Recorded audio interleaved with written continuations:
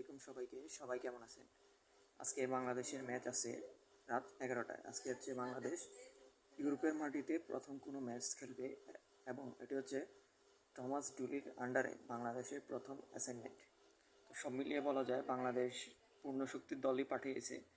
হামজা চৌধুরী আছেন, সমিত সোম আছেন, জামাল ভুঁইয়া আছেন, সবাই আছেন। তবে আমরা আশা করব থমাস ডুলি একটি কম্পিটিটিভ একটি সুন্দর ফুটবল 11 সিলেক্ট করবেন। আজকের ম্যাচের স্কোয়াড সিলেকশনে যদি আসি, আমি অবশ্যই আশা করব গোলবারের নিচে অবশ্যই আনিসুর রহমান জিকোকে দেখতে চাইব আমরা।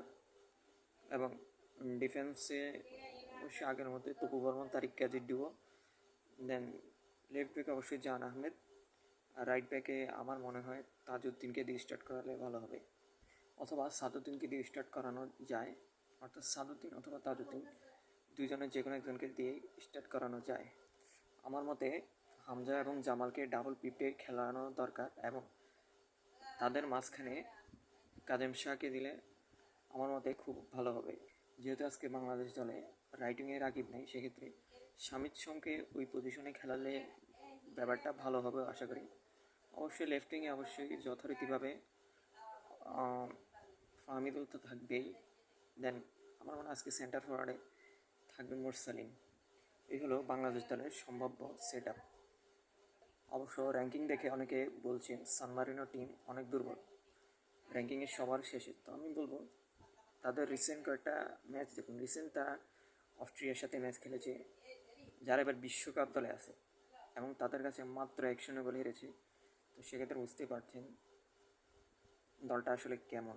এছাড়া সান মারিনো দলের বেশিরভাগ ফুটবলারই ইতালির তৃতীয় বা চতুর্থ স্তরের ফুটবল খেলে থাকেন। তো সেক্ষেত্রে আজকের খেলার মধ্যে দিয়ে একটা রিয়েলিটি চেক হয়ে যাবে যে যারা ফাহমিদুলকে নিয়ে বলে থাকেন ইতালির 4th ডিভিশনে, তো সেক্ষেত্রে সান মারিনোর ম্যাচে আজকে প্রুভ হয়ে যাবে ইতালির 3rd কিংডম 4th টায়ারের ফুটবলাররা আসলে কেমন খেলেন।